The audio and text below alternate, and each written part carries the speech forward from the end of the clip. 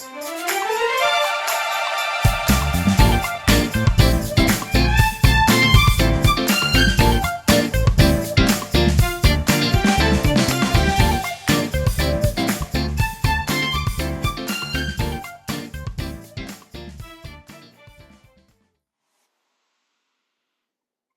May 2023, 5 former HMI recorded a virtual chat about their experiences with the Inspectorate. This included how they were inducted, trained and developed during their first few years with Ofsted. A couple of hundred watched the discussion.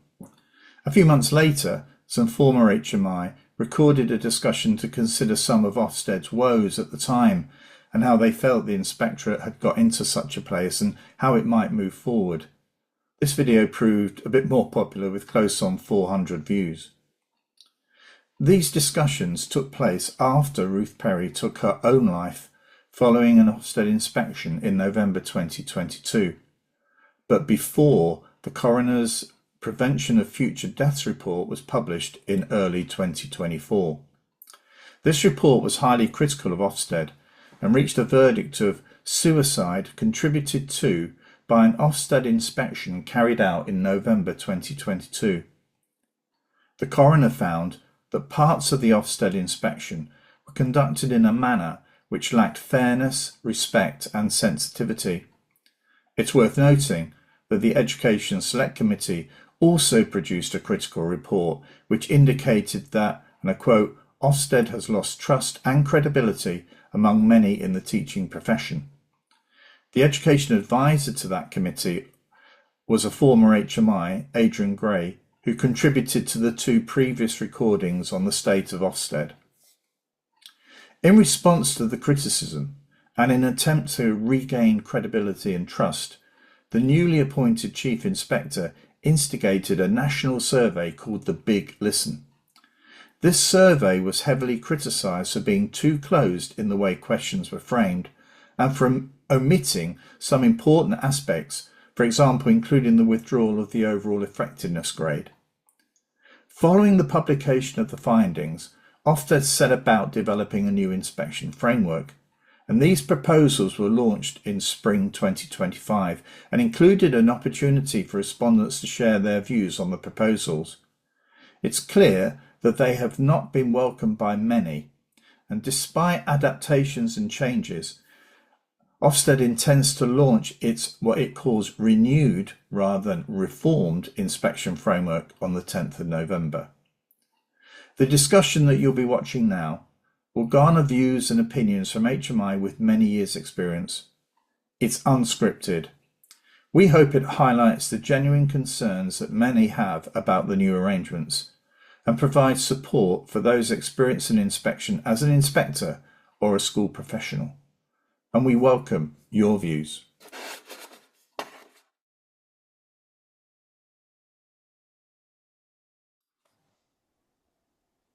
Hello everyone, well here we are.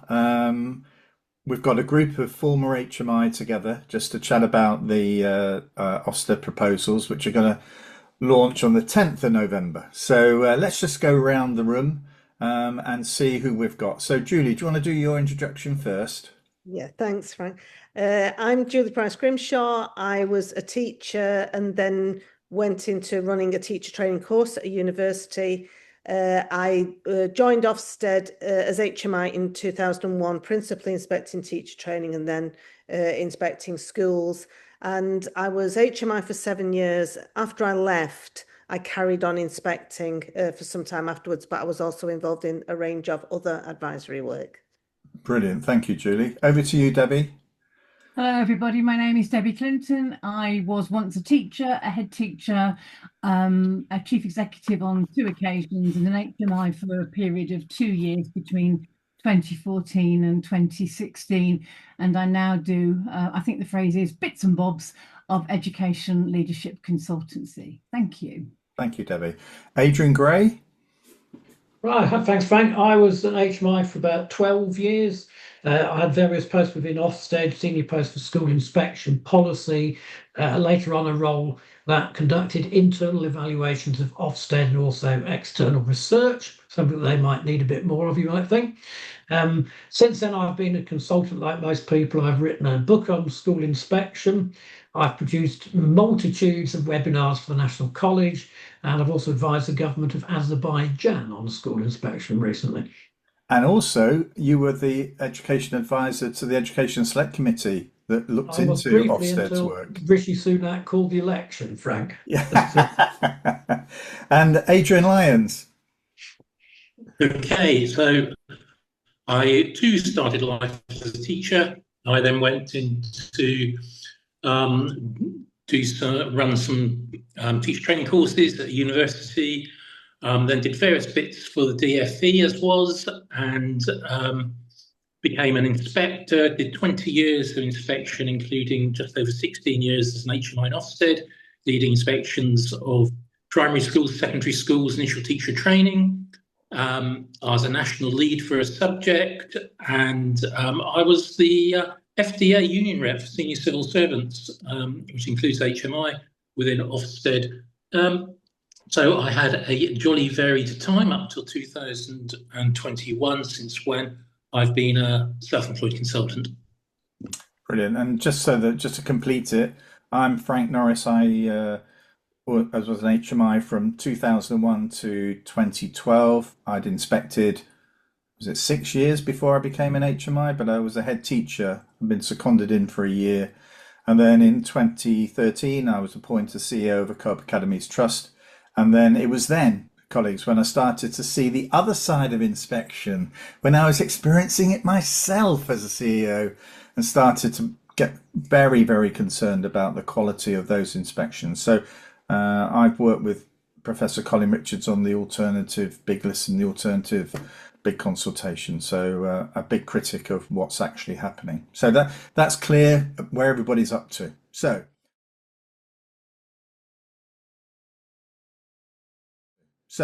what we're going to do in turn, I'm going to ask you for a positive and a negative from the new proposal. So Julie, let's get the order right. You go first. Okay, so one thing that I think is really positive, and it's outlined in the toolkit, is that Ofsted have got the group now where they used to say those eligible for pupil premium support, disadvantaged pupils, those known to social care, but actually at the end it's got this other group, which is pupils facing other barriers to their learning. And I think this is really welcome because every single school I go into has got a group. It's got some young carers. It's got children who've been recently bereaved or had major trauma in their lives. And really, up till now, they've not been mentioned. It gives schools a chance to say, these are the children that we're concerned about, and this is what we're doing to support them. So that group is mentioned in several places in the toolkit, and I think that's a welcome addition. Great. Are we able to chip in here and just say about how we gather the evidence for that group of students or pupils is a bit of a concern, isn't it? You know, they're using this case sampling idea. Julie's actually pinched what I was going to do for my strong point there, Frank. So, but I would link that to I also like that as an inclusion, and I would link it to the emphasis on the initial phone call of having a discussion about context, which I think is useful. But the question is how well will people be able to do that, and what data will they be able to use? So yes, it's a useful initiative, but let's see what happens. Yeah. I think it's a tremendous move forward. I agree with Julie. So philosophically, it is perfectly clear that the current Chief Inspector is insisting upon a more inclusive approach to the measurement of the state education system impact. But in the pilot that I've recently experienced, what we found that meant in that particular inspection, which may or may not roll out, obviously, is an undue focus upon a very tiny number of children, which actually almost sidetracked the inspection So I guess it goes back to Adrian Gray's point around how you produce the evidence to have those conversations around whether or not your provision is or is not effective vis-a-vis inclusion. Not an easy one, not an easy one. No. Julie, was that your negative as well, or have we sort of taken No, this? the negative. I'm sorry, I pinched Adrian's point there, but the negative was really what I'm picking up so far, and I've also, you know, had some contact from people that have been involved in pilots, and I think the best way of summarising it is that we've gone from the world of the deep dive, which was not a phrase I was particularly fond of, but this notion of really getting in and looking forensically at granular bits of evidence. And the way that this head teacher said it was going from deep dive to the inspection equivalent of a supermarket sweep, absolutely frantic, running about. How much stuff can you throw in the basket? How much depth can we go into? Oh, we need a discussion about this, but we haven't got time for it. And they said it was just absolutely chaotic in the sense that there were 72 statements that they had to produce evidence against. The inspector was initially saying, hey, that's no problem, we can do that. It very quickly became evident that it is a big problem. So I think I know it's a very general point, but I think it's fundamental. We've got what is not a best fit framework anymore. It is a compliance framework. And whichever way Ofsted wrap it up, they will need to get evidence against, I think the minimum is sort of 65. And more if you start bidding for a strong standard or whatever. The further you go up, the more evidence there is to gather. So that's it really. It's the supermarket sweep that I think is you can't get away from the fact that won't all of this unravel when a school starts to challenge the evidence base? Yes, You know, because they can't possibly have where enough evidence. yeah, they were simply not, you know, the supermarket sweep's a great idea. I can see Adrian Gray producing a little photograph or something and putting it on his next LinkedIn story. But actually, isn't it actually about the challenge will be, yeah, everything will go well for a while, and then there'll be, you know, a real set to with a particular inspection, and then people will start to ask to see the actual evidence. And then when it boils down to it, you know, there's only a few inspectors there covering that range. It's going to be difficult to get the depth of the evidence that you'd expect. Much confidence in the complaint system. I'm not sure if that's an issue we're going to raise, but maybe a slightly behind the scenes comment. But when I was thinking about the joys of inspection tariff and scheduling, this takes me straight into Julie's point around, well, you know, how many inspectors, if you're trying to provide effectively compliance evidence against at least 60 plus statements, and in a small primary that'll mean one HMI, I'm assuming. Never mind the role of the nominee, which perhaps we'll come to, but you know, it just seems to me to be very difficult to manage, and the unintended consequence of that might be that undue weight is actually given to overworked school leaders who just effectively have to ram it home during the 1 or 2 days. And then that may result in either accurate or inaccurate inspection outcomes, which for the country is quite a worry, I would have thought. Well, yeah. Bearing in mind that there is still that responsibility to report to Parliament on the quality of education each year, isn't there? Debbie, do you want to just offer us what the strengths and weaknesses are from your angle? I know I criticise the nominee role, but I love the nominee role. I think it's conceptually fantastic. Whether it'll actually shake down that way, we'll have to see. But the idea that you are sort of inspecting as you go, and that you're effectively coaching someone alongside you the whole time, and that they're getting exposed to effectively every dimension of the inspection process, struck me as a tremendous way forward. So yes, I think that's worthy of us thinking about in more detail, but I appreciate there are lots of practical and logistical connotations to the nature of that role. The difficulty is with such short notice. I mean, I'd be thinking I'd need to have about 3 or 4 lined up on the start line, depending on who's available when the inspection's called. you know. Yeah. And they've got to be somebody who No. knows the school day to day Yes. and knows the pupils. And if you're a small primary school, that is really difficult Yeah. to find another person. Indeed, absolutely. You can't have a governor. No, They won't know enough. No, of course not.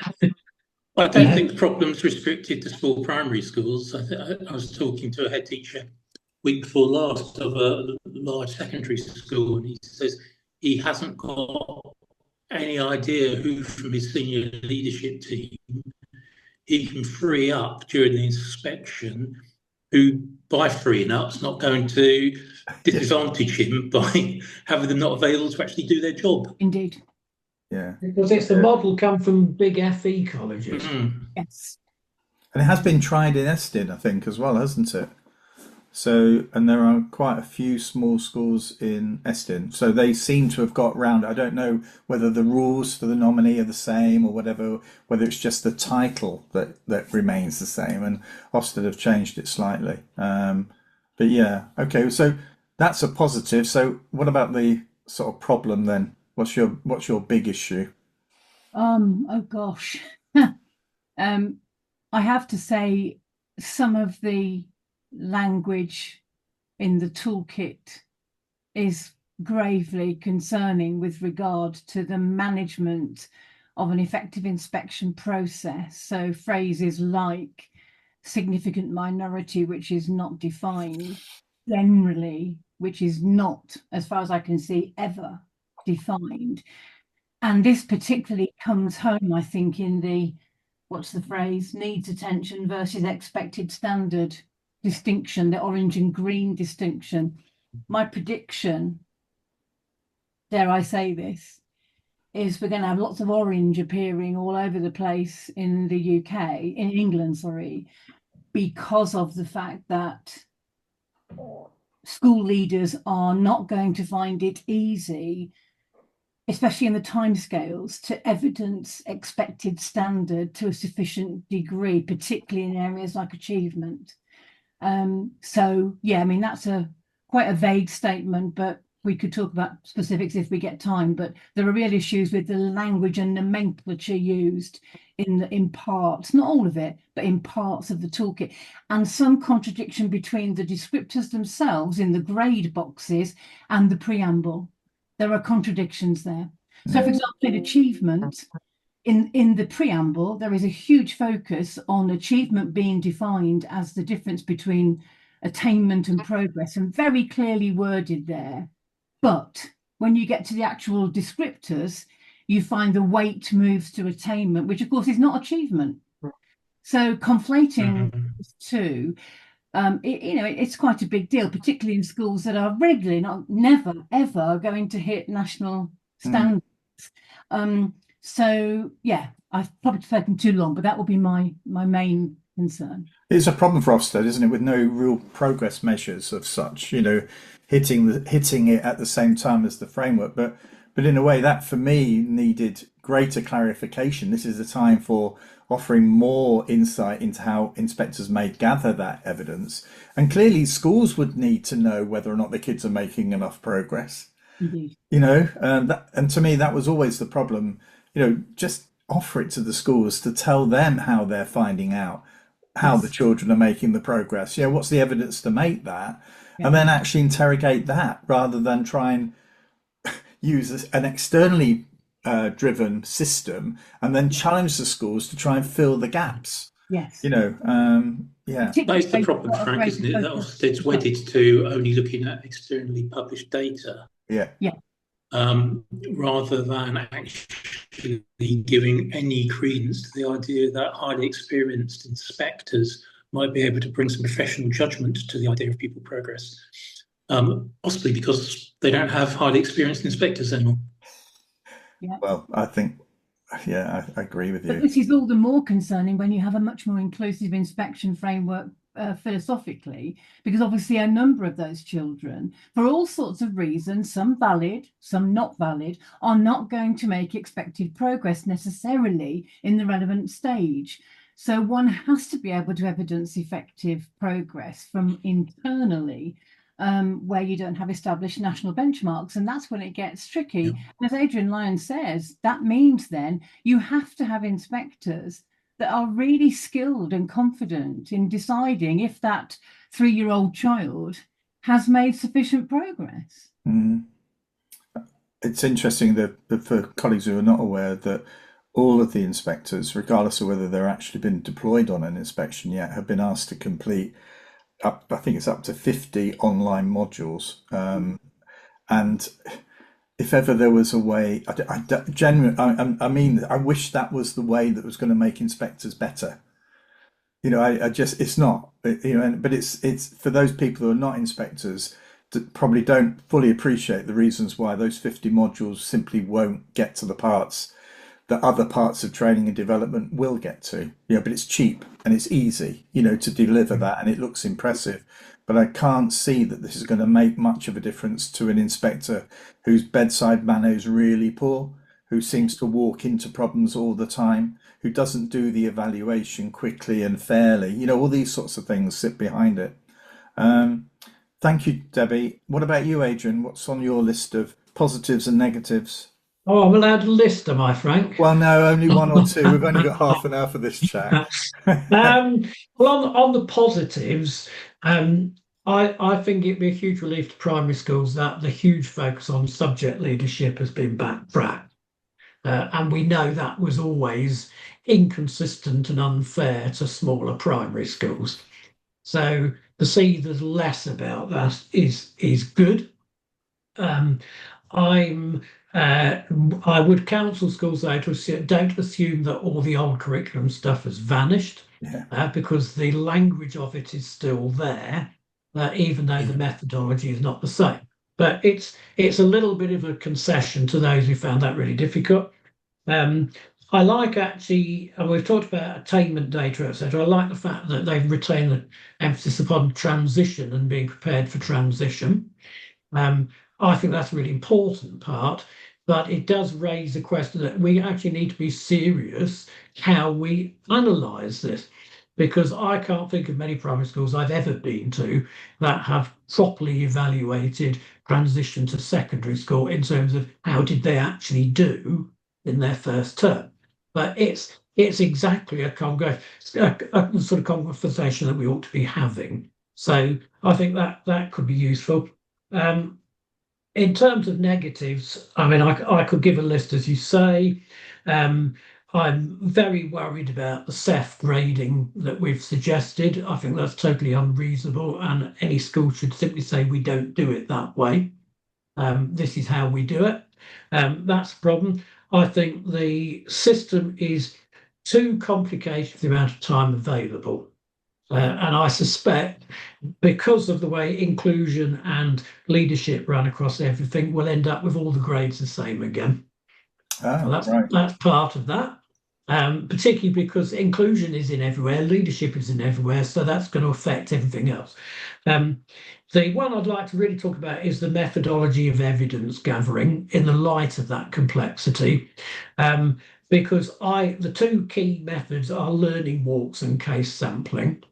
I'm waiting to find out what Ofsted's evidence base for that being a reliable approach to school evaluation is. I don't think they can possibly do enough learning walks to gather the right evidence. The way they're talking about doing learning walks, going into classrooms with 3 or 4 adults to talk to pupils, what impact is that going to have on actual learning? That would be an interesting one. And case sampling, where is the evidence that case sampling is at all reliable? And if I was a head teacher, I would immediately be saying, oh, you've criticised this for this case. Here's 10 others that are totally different. Let's have a discussion on it. It's just, I can't see how they can secure a grade on that basis.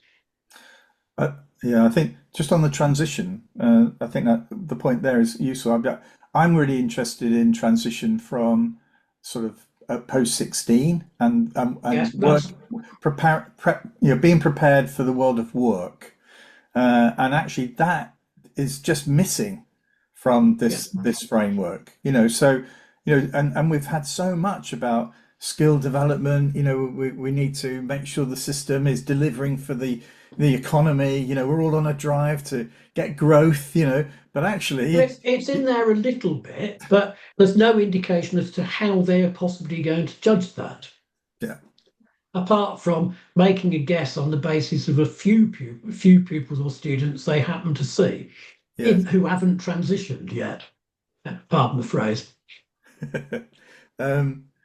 What about, all right, Adrian? This is your territory, isn't it, Adrian Lyons? Yeah, I was just remembering that back in 2016, Ofsted published a really brilliant report called "Getting Ready for Work." I know it's brilliant because I wrote it. And Ofsted gave itself one target in that one action point, which was for inspections to take greater account of how well schools prepare pupils for the world of work. And I'm still waiting. You know, it's 2016, 9 years on. I'm waiting to see any implementation of that action point. But I'll come back to that in a moment because I want to give them a positive. I've got plenty of negatives. So from a former subject lead point of view and a current subject specialist in a subject association, I really like the fact that there's recognition now of differences between pedagogy appropriate for different subjects. That's something that was missing from training for the previous inspection framework, where essentially all teaching and learning was supposed to be based on some dubious research concerning maths, essentially. And from that, we've seen an awful lot of generic teaching approaches in schools that whether it's music or business or whatever, you must conform to this teaching and learning approach. Hopefully, this will help schools when they eventually catch up with that to move away from that. So I think that's a positive. I agree with the other Adrian that the shift of focus from middle leaders back to senior leaders is very welcome, and I think our head teachers would appreciate that too. But I think the main problem, I'm just going to indicate two. I'm just going to talk about two problems with the new framework. The main one being when the overall effectiveness judgment was done away with, I say about a year ago now, I wrote in Teach Secondary, I wrote, be careful what you wish for, because you've got rid of one cliff edge judgment and it's been replaced by 4. Well, now we've got even more cliff edge judgments. And that, how accurate are they going to be given the time available is very up for debate. And then there's one other which links back to what we were talking about, actually, about preparing young people for the future. The operational guidance for inspectors, it rules out things like meetings about personal development, wellbeing, etc. And given that we used to have one quality of education judgment that dominated the whole process, and we've now got 3, that quality of education judgment is now split into 3. I think areas like personal development, which includes careers, will have even less of a proper evaluation, and so it's it's going to emphasise some of the less positive aspects of the previous framework. Adrian's drifted off into the outer reaches of the universe there. Adrian just lost a bit of you at the end there. But yeah, I think the point you were making there was about personal development. Lost in the whole thing. I'll just say that the old quality of education judgment now has now been split into 3. So, and the old quality of education judgment used to dominate everything.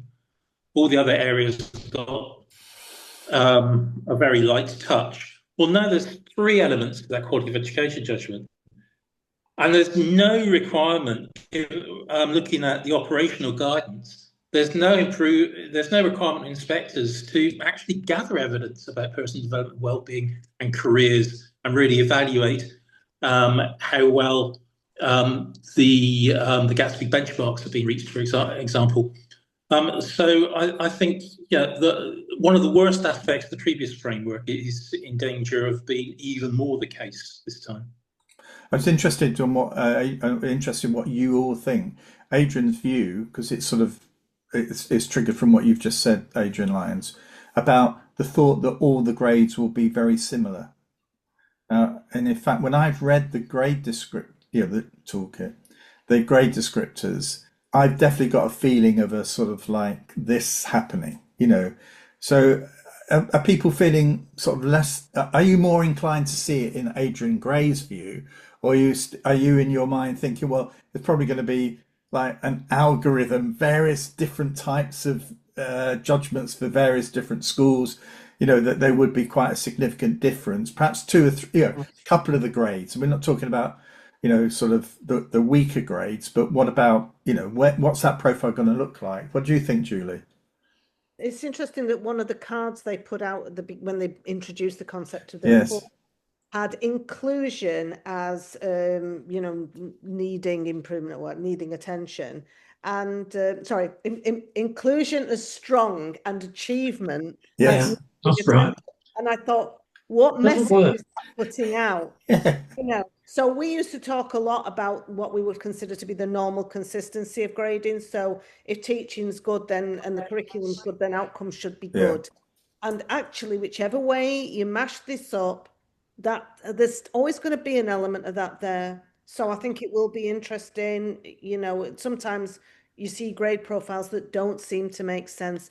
What I'm not convinced about is that this framework, where there is inconsistency across a grade profile, will adequately explain that through the report card and the text. Because inclusion is effectively a limiting grade. Yes. Because it's covered under every heading. If inclusion needs improvement in one place, then it's likely to be so across the others. And that's one of the issues, I think. So is that what's making you feel as though that will affect the overall profile, that it will be because you've got those two things that run across everything. Right. Yeah. I think, and if inclusion is not good enough, then achievement or whatever can't be. Let's go Debbie first, then Adrian Lyons. I think Adrian Gray's spot on, and I do predict a green-orange sort of mashup, because the chances are, the outliers of either, the one above strong, forgive me, I'm still getting used to the language, exceptional. Whether you're exceptional or whether you need urgent improvement, they're the two outliers, right? So most schools are going to tussle around the green and the orange. I've already mentioned the fact that the language used in some of them, not all of them, in some of them, where we're not using a best fit model, apparently, I just can't see how that's going to shake down. But I do think that Adrian is bob on. If inclusion is just not deemed to be anything other than orange, there's a chance that the domino effect will then tumble into other areas. And won't that bring you then back to challenges on, well, where's the evidence for this? Yep, absolutely. And if you're going down the case sampling route as not just the sole route of evidence gathering for inclusion, but actually if that is a significant element where you're getting into the meat of how well some of the pupils are doing, that could be a problem for Ofsted further down the line. Adrian Lyons. 6 pupils. 6 pupils. Yeah. Particularly when you have language like significant minority and generally. Yeah. That make it very difficult for inspectors, I think. Yeah. Generally, of the 6 pupils we actually spoke to about case sampling. But anyway, Adrian Lyons. Having been speaking to some OIs and working with a couple of head teachers on their SEFs, I think it could go one of two ways. Either because of the insecurity of the evidence, actually, there's going to be an awful lot of strong judgments, or if the inspectors all absolutely assess against the criteria that's in the toolkit, then nobody's going to get strong, because there aren't any schools that absolutely consistently, if you treat consistently as 100% of the time, meet those criteria. They fall foul on one bullet, and that's it. So it go one of those two ways: either everybody's going to end up as strong, or everybody's going to end up as secure. But there's going to be very little differentiation, and you're going to end up again in a situation where, as we've got now, really, the vast majority of schools end up with the same judgment. Yeah. Now, just to finish this part off before we get into the final bit, and I'm looking at Adrian Gray here, because Adrian and I used to work together quite closely. I was developing frameworks, he was doing all the digging into the impact of it all. So the impact here would be, I think, a sense of where are we going to be in a year's time with this grade profile, where it feels to me as if it feels slightly easier, from my interpretation, on the inclusion area for high performing schools in more comfortable areas to come out of this better than others. So in effect, I'm feeling as though the point you were making, Debbie, about how that achievement judgment's going to be reached at a point where there's very little progress data, and you're not allowed to use internal data, and you're only doing that on a small sample. I can see some difficulties here. So it will be very interesting with an chief inspector who said quite recently, challenging the fact that, when we were working in Ofsted, the proportion of good schools, was significantly lower than it is now. So there has been grade inflation since Michael Wilshaw's days, and both of those chief inspectors have been responsible for this. And I think the new chief inspector wanting to recalibrate that, I don't think that's going to be possible in the current climate, because I think that's probably one of the most uncomfortable things for a Secretary of State to work their way through, is to make the Ofsted judgments much, much harder and make it look as though schools are not doing as well as they used to. So, and I think that's a difficult circle to join. But actually, for me, that's why the reform of Ofsted's framework was important. It's not just about renewing it. Yeah. It needed to be something completely different, a very different emphasis, which the Secretary of State and the Chief Inspector could say, well, it's a completely different setup, folks. It's not just focusing on this. We're actually doing inspection very, very differently. So I think in the future, whoever's going to be doing it, well, I know who's doing Adrian Gray's job, but actually be interested to see what comes out of that and how honest that is in terms of its impact, particularly on the schools serving the most challenging areas, and those schools are being really inclusive, but perhaps not getting the credit for it. Yeah, the writing and research of the Centre for Young Lives and of Johnny Utley, among others, is fascinating here, because, like a lot of us, that organisation has actively welcomed the Secretary of State's public pronouncements about her commitment to make the biggest difference to the most vulnerable children. Nobody could argue with that. No. However, I'm not sure this framework is going to help this government deliver on that agenda. In fact, the danger is quite the opposite, unless, as we've already discussed, the whole thing leads to lots and lots of black, because actually the evidence-based collation is so fraught and so difficult that strong chief execs and head teachers will just bludgeon their way through. Because you can always challenge, and this is what you might, your advice to school will be: you don't like your inspection, challenge it, because you can always have better evidence than the inspectors. And the thing to do is to do that during the inspection, which of course they're going to tell you what the grades are shaping up as, don't they? Yeah, but I thought they did that anyway. All the good inspectors I know always did that. But they've tried to recreate it as if, oh, look, we've got this new idea, which actually sort of suggests to me that, some of the people who developed this methodology haven't done too many inspections. Never inspected. Yeah. Well, they're the ones who wrote that training guidance about small children might be non-verbal. Honestly, I imagine going up to an HMI training day with some of that. You think, oh my God, I'm just going to stand down. I'm just going to go away and hide. Just to, just to finish it off, then, where do you think we're going? Where do you think this is all? How do you think this is all going to play out? So let's do it in the order we had it. So, just a bit of a prediction. Julie, what do you think? I think I'm trying not to be pessimistic about this, but I think if we have a whole series of supermarket sweeps, it's going to become obvious to schools and inspectors that something has to change. That's the way, and certainly what we're hearing back from the pilots is that how sustainable is this as a long-term model? Not very. And it's not good, for instance, going back to the points Debbie and others made about language.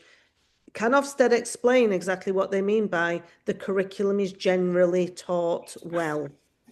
Because that's what actually a lot of parents are asking about.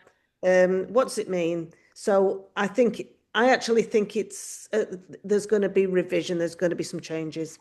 There'll have to be. Debbie, what do you think?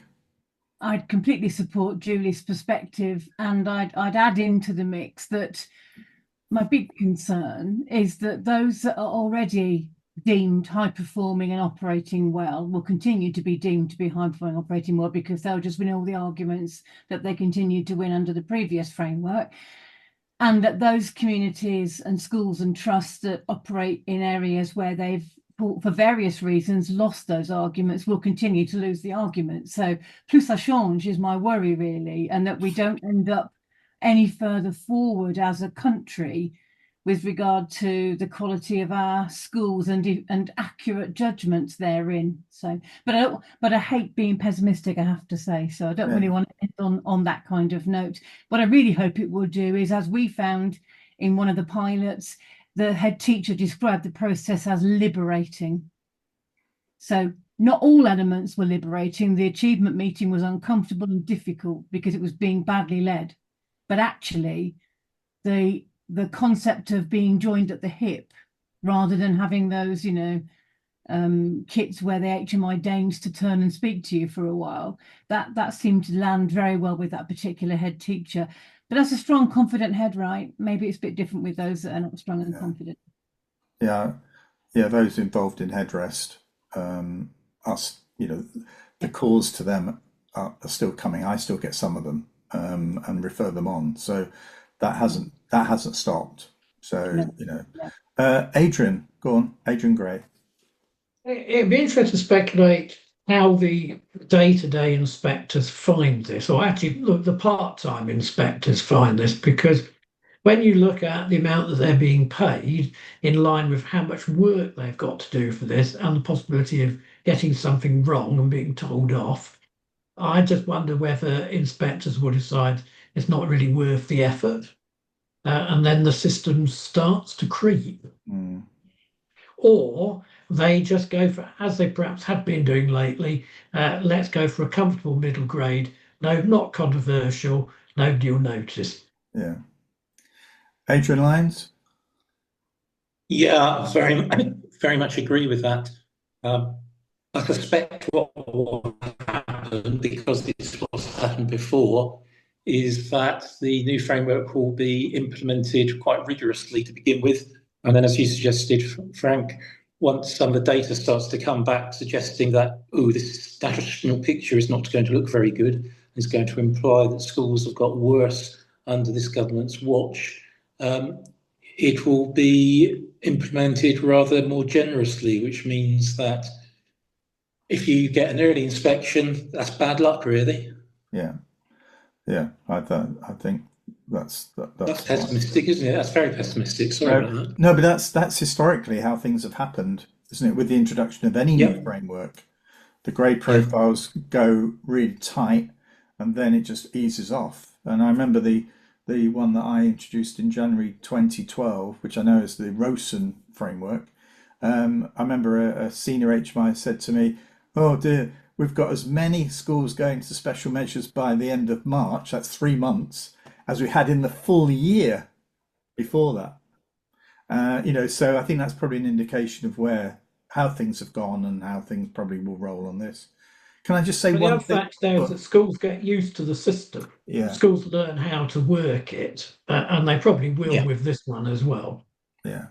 One thing that we didn't talk about, and it's not really for this discussion, but I want to make a statement here that having seen the Chief Inspector at the Education Select Committee, when under pressure, he has a tendency to, I don't think it's hectoring, but he sort of, he hasn't got that sort of empathetic sort of sense. That depth of it doesn't come through. And I think that that's, for me, a concern if things don't go well. And, if things don't go well, you can blame your inspectors, you can blame the schools, but actually at the heart of it, this is you're being paid to lead the organisation as such. This is your doing. And I think that the appointment of Christine Gilbert as the chair is a completely different dimension to what they would have had on that board before. So hopefully that will be a positive step as well. Anyway, thank you everybody for joining us again. It just reminds me what a great pleasure it was not to work with you every day, because I'm sure that's an ordeal for all of us, but to actually be around you and have you there for a chat and whatever. I've missed it, and it's just reinforced it to me today. So thank you very much, everyone. And whoever's being inspected, best of luck with it. And don't forget, if it is really bad and you feel under a lot of pressure, that headrest group is the place to go. Don't feel as though you just sort of sit there and have to deal with it yourself. We understand the pressure, and people involved in headrest do as well. So please reach out to them. Okay, so there might be a next time. Who knows? See you again, folks. Bye-bye.